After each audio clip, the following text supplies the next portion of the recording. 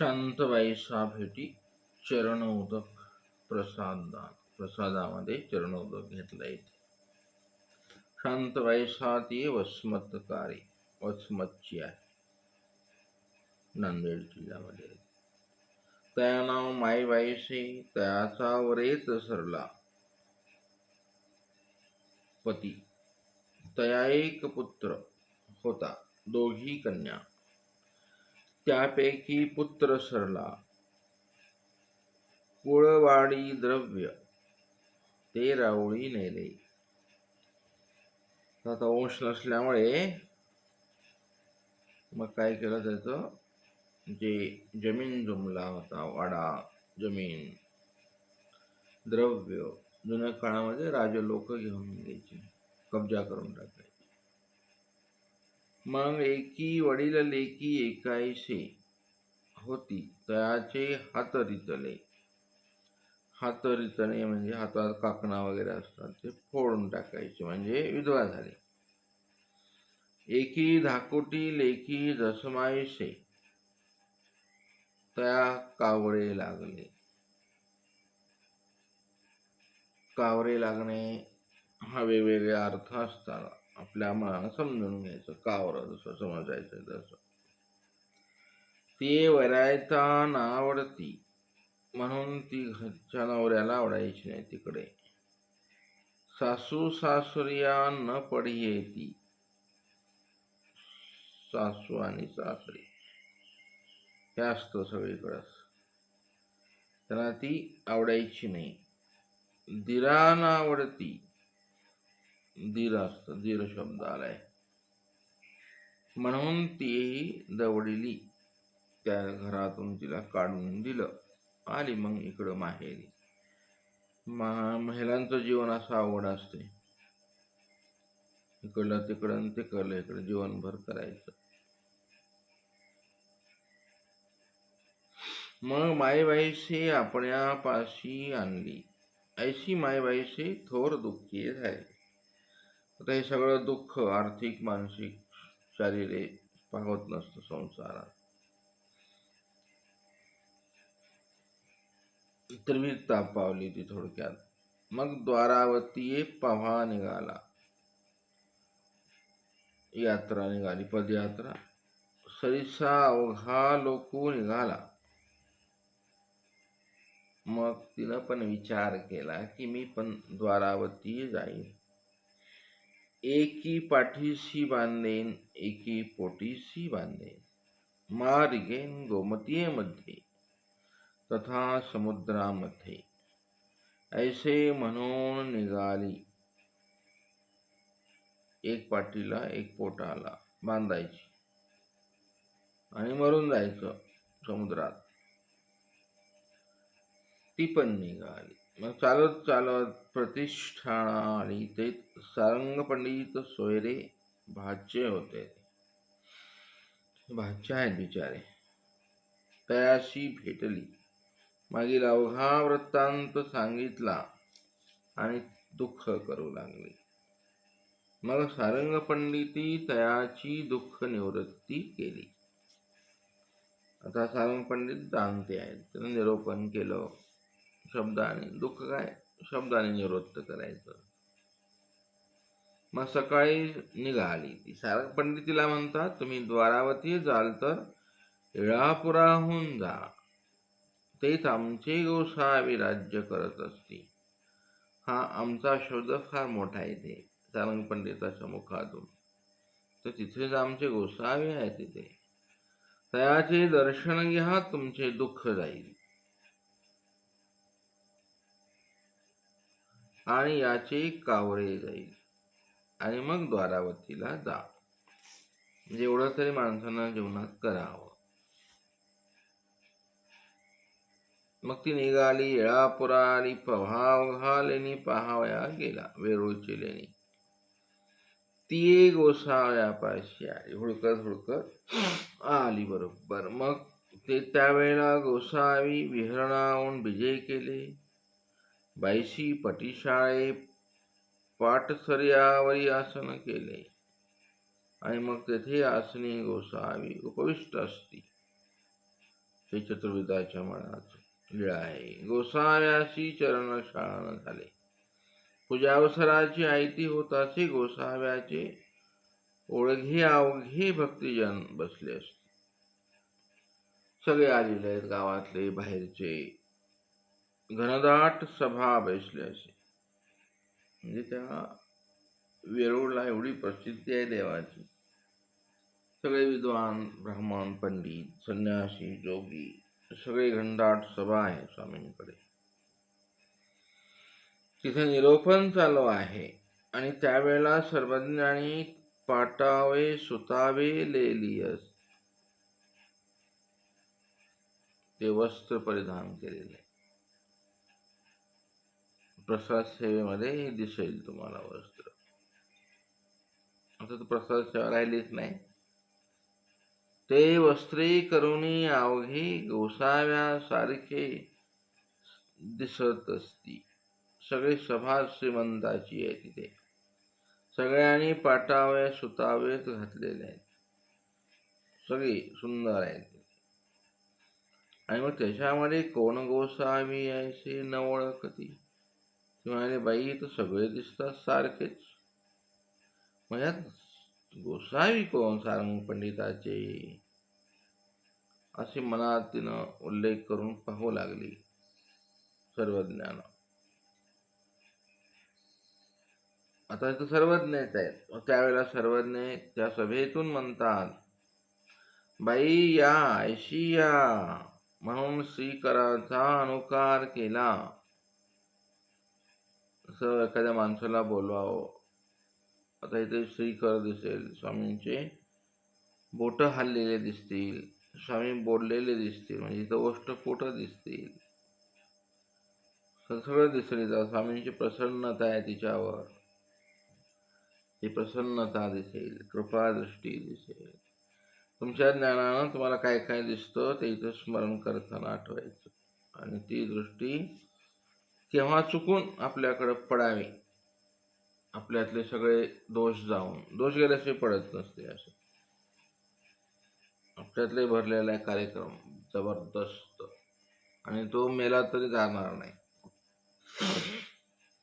हे रागद्वेषाधिक साधू झाल्यावर जास्त उचमळतात ते. संसारात मरून सगळं करावं लागतं. इथं ऑप्शन नसतो. इथे मोकाट असतं. त्याच्यामुळे हे ज्याच्यासाठी आला ते नसते दिसत. हे लय भानगड अवघड आहे. ही अशी भानगड आहे. आज मात्र स्वामींनी तिला बोलवलं. एका वेळेला अनेक कार्यालयात वर्तले. माईबाईला आश्चर्य वाटलं की मला, अरे तर शब्दातच आहे ती सगळं. स्वामींच्या शब्दात, श्रीकरात, त्या प्रसन्नतेत तिला खूप आनंद वाटला. अरे मला कसं काय ओळखलं. आणि मग माईबाईशी सौम्य आली, एकाईशी दसमाईशी आले. माईबाईशी दंडपती घातली, श्रीचरणा लागली, नारळ असू दर्शना केले. मग मागे एकाईशी, पुढे दसमाईशी. मागे एकाईसा बसली, पुढे दसमाईसा. श्रीचरणा लागली आणि ते कृपालोचन अवलोकुनी पियुष वर्षतीये वाचा सर्वज्ञ म्हणितले. पियुष शब्द अमृत वर्षणी वाचणे आणि कृपालोचन आहे तिथे. कृपादृष्टी, लोचन म्हणजे डोळे. ह्या 2-4 गोष्टी इथे एका वेळेला वर्तल्या. सर्वज्ञ म्हणतात, बाई कोणाकडून येत अशी जे. तेवढ्या सभेमध्ये, घनदाट बसलेल्या सभेत सर्वज्ञाने तिला विचारावं. आता एकटे असले तर स्वामी आपल्याला विचारणार नाहीत, तर सभेत कशाला विचार. आपण तसं कनवत सुद्धा ठेवलेली नसते ना आपल्या वागणुकीने.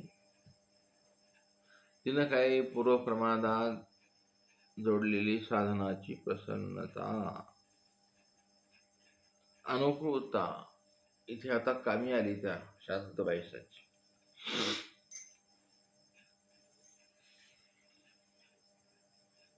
कर्म असं बेकार आहे, पण एक कणव माणसाला तरुण जाते की नाही, थोडी कणव आहे दर्शनाची, आणि हे स्वामींनी बोलावं म्हणजे बोलून साधन प्रसन्न केलेलं आहे तिने.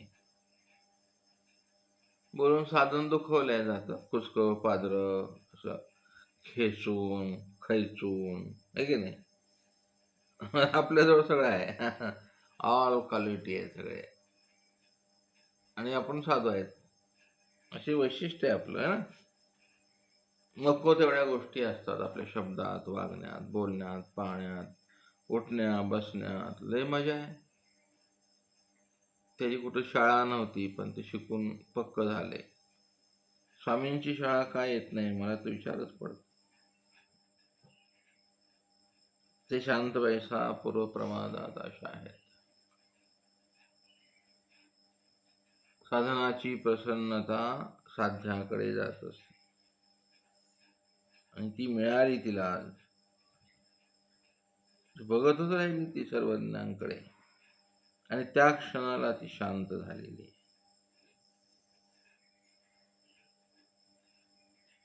तिला बरं वाटलं, आल्हाद वाटला, आणि मग सर्वज्ञांना ती आपली जीवनाची कथा सांगते त्या सभेमध्ये. ते म्हणाले, सारंग पंडितांनी मला पाठवलं म्हणून मी इथे आले. अवघी गोष्ट ती सांगते, आणि सांगून झाल्यावर श्रीमूर्ती पाहत बसते. श्रीमूर्ती पाहत बसलेली ही किती बाई आहे आता ही.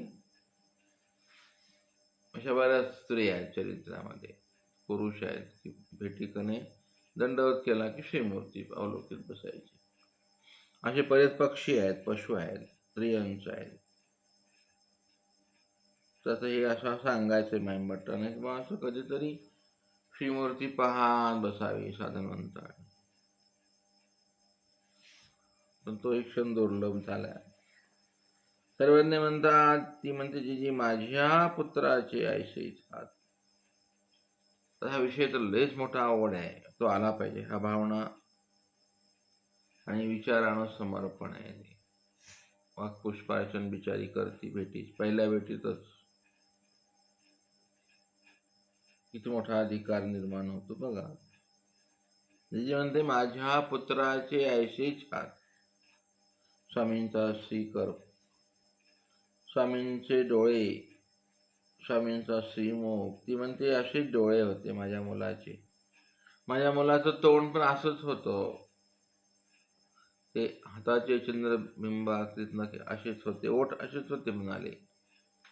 ती हनवटी ना अशीच होती बाबा तुमच्यासारखी.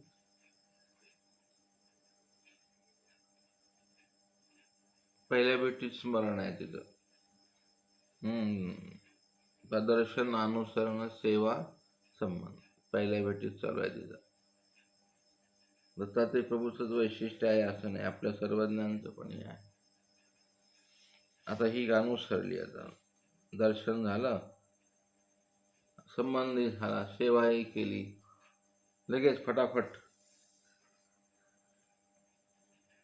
आणि मग ती वर्णन करू लागली आणि दुःख करू लागली, आणि ते सांगत असताना ती रडायची, जवळजवळ तवतव दुःख करते.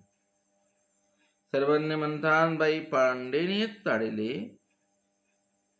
ओहो पांडा, या शब्दावर त्याचं लक्ष नाही. स्वामी काय म्हणून राहिले, जी जी माझ्या पुत्राची ऐशेची हात ओ, असं म्हणून ती विरह भाऊ लागली, रडू लागली. एवढं स्वामींवर प्रेम करणारी पहिल्या भेटीतली एवढीच एकच बाई आहे. आणखी एक होती आहे की नाही. त्यासाठी चरित्र मुखपाठ पाहिजे, त्या चरित्राचे भाव. मुखपाठ नसलं तर चालतंय, शब्दावर लक्ष नाही, ते हातच घेऊन बसले. आणि मग म्हणायला लागली, बरवा होता गुणाचा, गोसाव्यासारखा होता. ऐसे तयाचे गुण अनमोदू अनमोदू दुःख करू लागले. आणि सर्वांनी म्हणाले एक हिचं ते चालूच राहिलं. मग सर्वांनी निरोपण करतात. सर्वांनी म्हणतात बाई दुःख न करा. दुःख म्हणजे पाप. दुःखात नरक होती.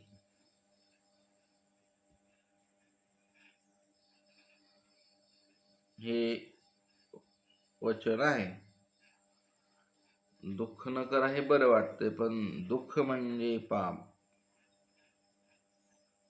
दुःख केल्याने पाप किंवा दुःख म्हणजेच पाप हे सगळं माहिती आहेच आपल्याला. आणि दुःखात नरक होती. दुःख शब्द आहे जे आपण वारंवार करतो, कशासाठी करतो,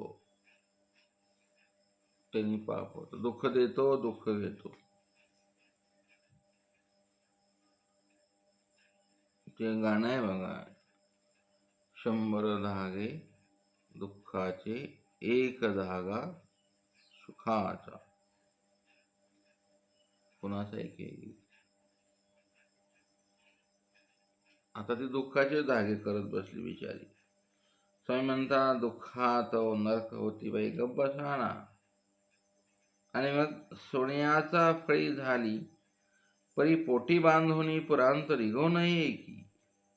आता स्वामी तिला समजला असं बोलायला लागले. सोन्याची फळी झाली मग ती पोटाला बांधून पुरात जावं का? जरी झाली सोन्याची तरी काही तरी जाईल बाई. सोन्याची फळी आहे. लेकर बाळा हळलेली सोन्यासारखेच वाटतात. सोन्या आला, सोन्या आला, सोन्या मेला, तिरडीवर गेला. स्वामी म्हणाले अहो तसं काय करता तुम्ही? ती बुडवून टाकील ना तुम्हाला, म्हणून दुःख न करा. सोन्याची उपमा दिली सर्वज्ञानी. का दिली, कशासाठी दिली, चिंतन करायचं. बाई सोन्याची 2 उपमा दिल्या. या संसाराला 2 दुःखाला. संसारात सोन्याच्या सुरीचं दुःख असतं लई. काय म्हणता सोन्याची सुरी झाली तर काय पोटी घालू ही? पोटात घालून घेता का म्हणाले? ते कापणारच आहे. म्हणून स्वामी म्हणतात बाई तसे दुःख न कीजे. ऐशा त्या कारणे दुःख कराल तर तेने नरकची होती. त्या कारणाने दुःख नाही करायचं. गीतेचा कसा श्लोक आहे, जातस्येहि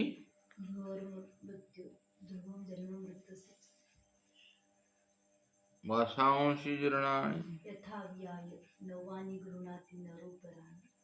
हे निरूपण सर्वज्ञानी तिथं केलेलं आहे. सांगितलं असेल कर्मानुबंधिनी मनुष्य लोक. काय टेन्शन घेतो म्हणाले. अहो बाई काय लावले म्हणाले तुम्ही, असं नका का करू.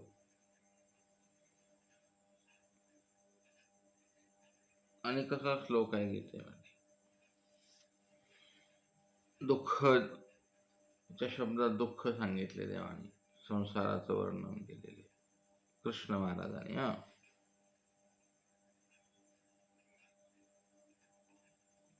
इथे एक बघा पाप शब्द आहे, त्याच्यामध्ये दुःख आहे. अर्जुना म्हणतो तू काय घेऊन बसला रे भावड्या म्हणाले, तू कोणाचं दुःख करायला? हे तर सगळे मेलेले आहेत, मी मारणार आहे, अनेक वेळेला सगळं कार्यक्रम झाला आहे. सुख दुःखी लाभार अनेक एक आहे. दुःखे अनुविघ्न असं शब्द आहे त्याच्यावर.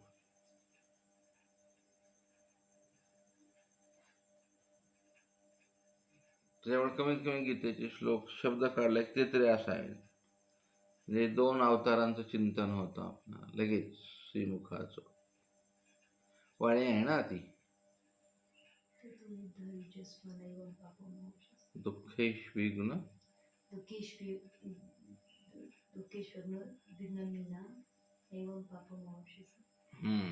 असे आहेत ते श्लोक. हे संस्कृत जरी येत नसलं तरी आपण या शब्दाने त्या शब्दाशी बोलू शकतो. आपण शब्दज्ञानी आहेत ना, म्हणून त्याने आपण त्या शब्दाने शब्दाला बोलावं, हीच आपली चर्या असते, दुसरं काय नसते भानगड. ढोऱ्या डोंगर वगैरे हे त्या शब्दाने स्वामींच्या शब्दासोबत स्वामींसोबत बोलायचं आणि शब्दाचा आधार घेऊन आपली स्वस्थता टिकवायची. स्वामींनी सांगितले ना, दुःख न करा, पापमूळता दुःखरूपता नित्यता.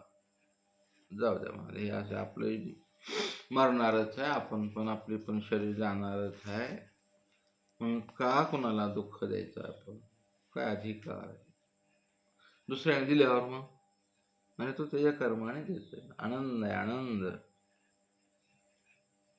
मग हे सगळं केलेलं आहे जे मोठे लोक आहेत त्यांनी, सगळेच मोठे, राजकारणातले असो, समाजसेवक असो किंवा ईश्वर अवतार असो, त्यांनी हे सगळं पचवून टाकलेलं आहे. कृष्णाला मारता येत नव्हतं असं नाही त्या पुढील व्यक्तीला, पण ते द्वारकेला घेऊन निघून गेले. त्यांनी दुःख देत बसला तो. श्रीकृष्ण मारता नसतं आलं का? आलं असतं एका मिनिटात, एका क्षणात. नको, आपणच जाऊ निघून. निघूनच गेले कृष्ण. सगळे झोपलेले होते, झोपेत तिकडून बनवली द्वारका. जो द्वारका बनवू शकतो तो एका व्यक्तीला मारू शकला नसता, मग का नाही केलं कृष्ण? असे अनेक प्रश्न असतात, त्याचे उत्तर शोधले की तुमचा आनंद अनेक मोठा होईल. दुःख कधीच करणार नाहीत तुम्ही, कोणाला देणार पण नाहीत, आणि दुःखाचे शब्द तोंडात येणार पण नाहीत. आपल्याला कोणी कितीही दुखू. त्याच्यामुळे ते यशोमशी, ते बुद्ध, हे मोठे झाले लोक. त्या बुद्धाला का सगळ्यांनी गावातल्यानी शिव्या दिल्या भरपूर. त्यांचा तो ऐकलं आणि ते निघून गेले. मग तो शिष्य म्हणतो पुढे गेल्यावर बुद्धाना, का एवढ्याच दिल्या म्हणे, तुम्ही काहीही बोलले नाही. त्याने म्हणजे त्यांनी दिल्या पण मी घेतल्या नाही ना भाऊ म्हणाले, त्यांनी शिव्या दिल्या मला, फुकट खातात वगैरे वगैरे असं. म्हणून ती मोठे लोक झालेत. येशू ख्रिस्ताला सोळावर लागलं, त्यांनी काय ईश्वराला मागितलं? क्षमा करा, क्षमा. म्हणून तो जीसस क्राइस्ट झाला, आहे की नाही? सगळेच मोठे लोक असे मोठेच होतात.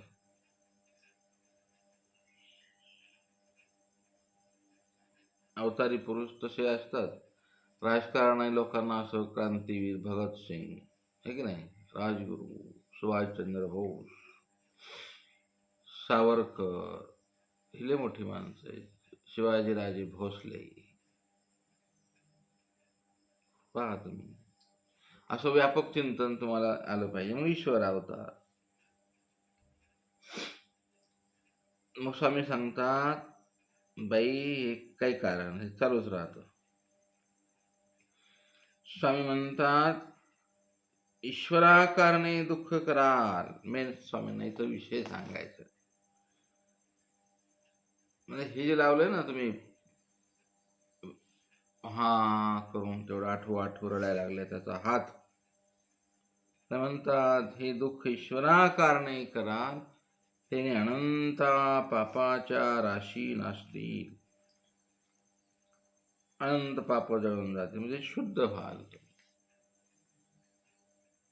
म्हणून आरती करून येतेची दशीच धरली, अर्थात ते परमेश्वर वाढवाडे. तळमळी जन्मा ते धाडी, हे इथे सांगायचं स्वामींना. आता हे केव्हा करू शकतो आपण? आपल्यात ते गेलं पाहिजे. तर आहे ते विसरावं लागतं आपल्याला. अहंतेचं मूळ नाही आपण विसरू शकत, आणि अहंतेच्या बाजूला हे सगळे बांधलेले जनावर, राग द्वेष काम क्रोध मान प्रतिष्ठा अपमान, म्हणत्या गाद्या आश्रम, पता नाही काय काय ठेवलंय आपल्या इथे. अहंकाराच्या भोवती हे सगळं फिरतं आणि माणूस सतत त्याच्यात हे विसरून जातो. स्वामींसाठी मला रडायचंय, विसरून गेलता तो. हा, दुःख आल्यावर रडतो मग. एखादा आजार झाला मग लगेच विडा घेऊन पळतो, लगेच विडा. काय उपार, काय, अरे अरे अरे, एखादा फोन आला ना असा अवघड ठिकाणी आला पाहिजे, लगेच स्वामींकडे. चांगलं असल्यावर दुःख नाही करत. म्हणून ईश्वराने दुःख ठेवले संसारामध्ये, जे दुःख कर्माचं असेल की कसं तरी. स्वामीने देवतेला सांगितलं असतं ना की हे देवतानो, चला कर्म भोगायचं नाही. ही मी सृष्टी रचलेली आहे, ही सृष्टी मी आनंदासाठी रचली, पुन्हा हे दुःख भोगू नका. संपलं. एक आदेश काढला, कुठलीही देवता कुठं क्रिया संपादणार नाही, दुःख देणार नाही. बरोबर आहे ना? स्वामींचा आदेश आहे, संपलं. पण तो आदेश मुद्दाम स्वामींनी ठेवलेला नाही. स्वामींना माहित आहे की ह्याला चटके बसले की हा येईल माझ्याकडे, कशी तरी उठी तरी करल, उपाराचं दाखवल, 5-6 तुला जीव घालल, त्यानिमित्ताने घालल, आणि एक दिवस निर्हेतुक घालल. मग पण ईश्वराकारणे दुःख करणार कोण नाही. केलं तर अनंता पापाच्या राशी नासती. कुठं वचन आहे का कुठे? वचन असल्या संदर्भात पापाच्या राशी.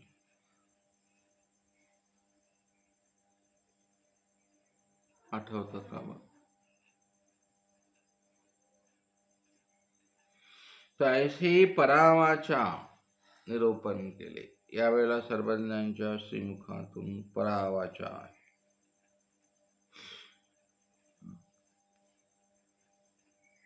ह्या परावाचीतून हे शब्द आपल्याला कळतील तेव्हा तो प्रतीती येईल, बोध होईल, आणि दुःख निरपून पण जाईल त्याच वेळेला. निरोपण झालं आणि मग त्याचे दुःख निरपून काढले त्या वाचेने. अमृत वर्षणी, पियुष वर्षणी वाचा आहे. असा हा लीळा आठवताना आपल्या ही जीवनामध्ये आलेल्या दुःखाचं निरोपण करून सर्वज्ञाने निरपून काढावे, असं मागू नये सर्वज्ञानं आपलं दुःख हरण कर म्हणून, आहे की नाही? पण माग वाटलं तर मागायला काहीच हरकत नाही. साधूंनी मागावं, साधूंनी मागायचं नाही, हरडायचं सर्वज्ञाना किंवा असं जे दुःख समोर दिलंस ना ते मला नको देऊ.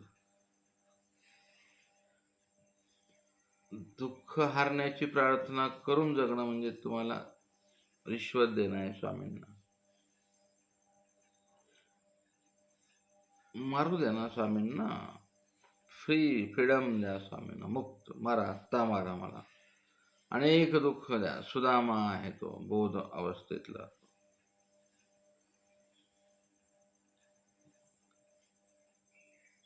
ती पत्नी सुदामाची म्हणायची, अहो काय हो तुम्ही, द्वारका तर जवळ आहे ना. म्हणाले, जा ना. मुलं, ते लेकरं, ते फाटके वस्त्र आहे नाही,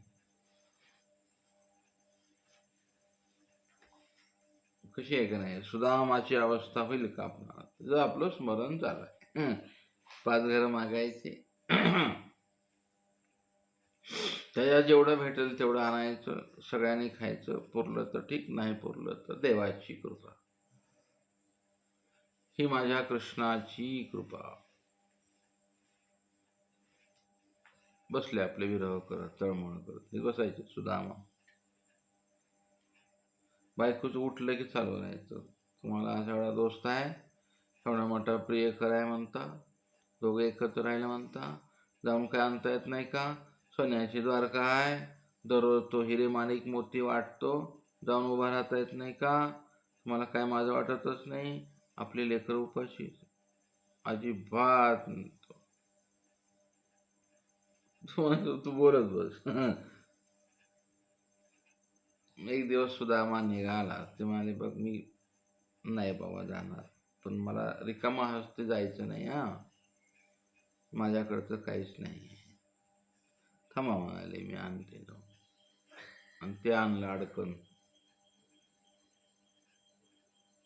तिला कसा अधिकार असतो माणसाचा, नवऱ्यामुळं बायकोचं फावलं, तिचं पोहे गेले कृष्णापर्यंत. हे सुदामाच्या भक्तीचं फळ आहे, ते विरहाचं. गेली नासून, पाप सगळी नाचली,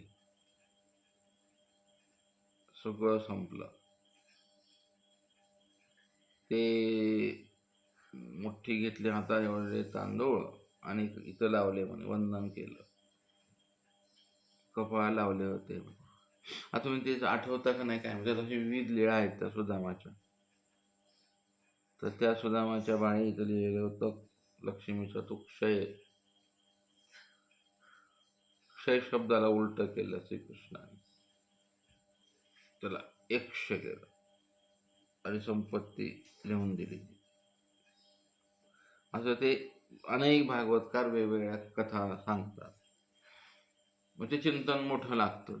ते सुदामाची जी स्वस्थता आहे, दुःखामध्ये जी विरह आहे, तो आपल्याला आला पाहिजे. आपण सुदामाच आहे. स्वामींनी आपल्याला अगोदरच वचनाने सांगितले, मरमर स्वच्छा जीवा तो ते काही. सुदामाच आहे की आपण. काय आपल्याकडे जे काय आहे ते स्वामींनी दिलेलं आहे ना. आपण काही घाम गाळून आणलेलं नाही, कोणी आणलंय का? स्वामींनी घाम गाळून पाठवलंय हे मात्र नक्की. वस्तू, पदार्थ, वस्त्र स्वामींनी दिलेले. आणि ते मोठं कौतुक, ही गाडी ह्यांची, ह्याच्या हात नका लावू, हात नका लावू, हे हे हात नका लावू, हात नका वापरायचं तो सोडा. ते प्रत्येकजण अधिकार दाखवतो, हे ह्यांचं आहे म्हणून, ह्यांचं आहे. ही मोठी विरोधाभास आहे की नाही. अशा एका मोठ्या गाडीमध्ये एका दरिद्री भिक्षुकाला जर बसवलं तर तो बाबा खरा.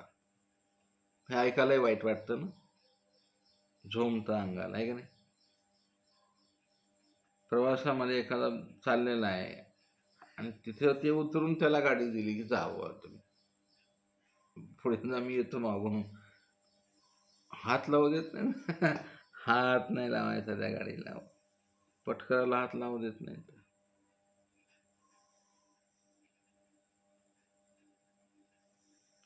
हे असं आहे विरोधावेश.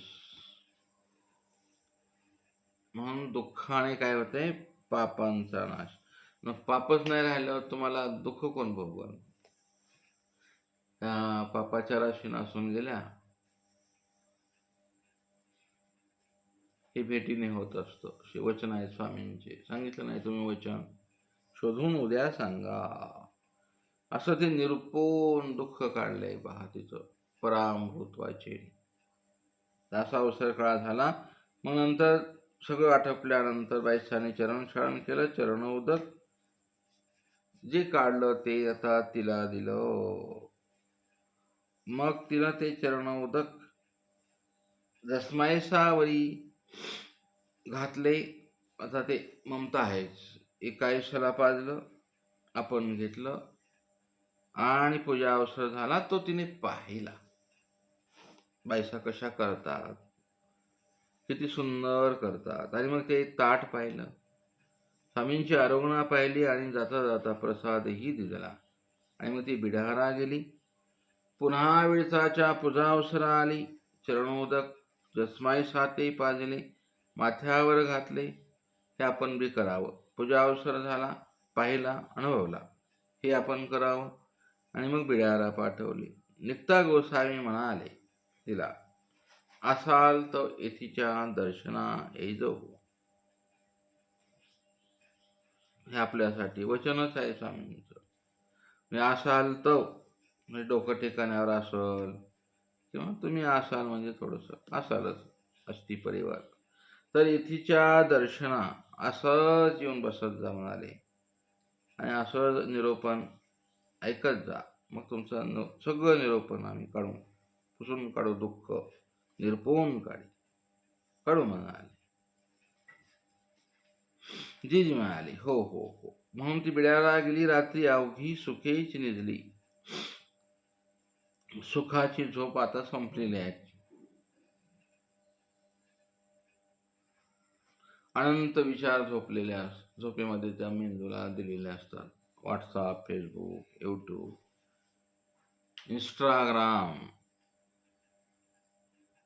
शरीर थकलेलं असतं पण बुद्धी पण थकवून टाकतो. आणि कशाची सुखाची झोप ही शांताबाईसारखी झोप. ह्याला निद्रा जर करायची असेल तर अशी निद्रा करावी.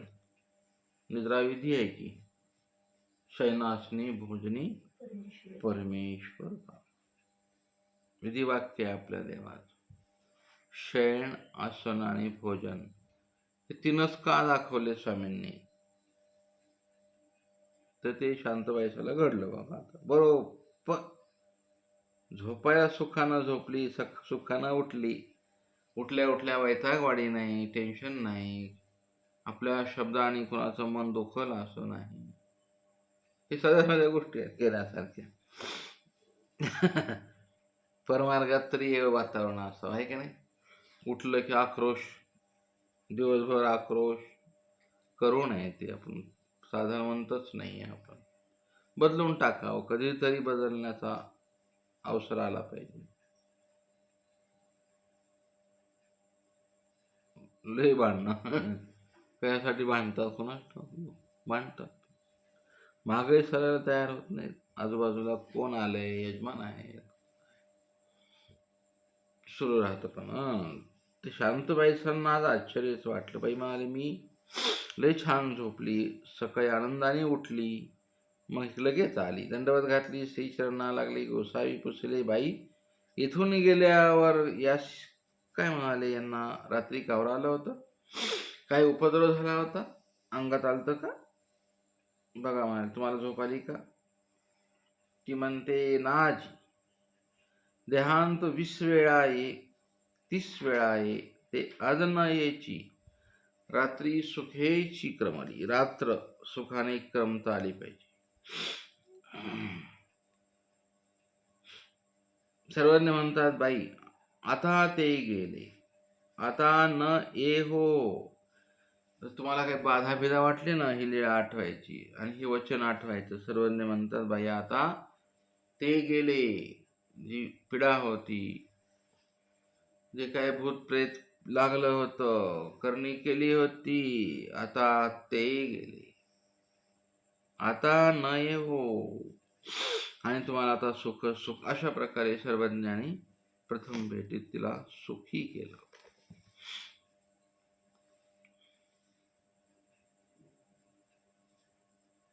दंड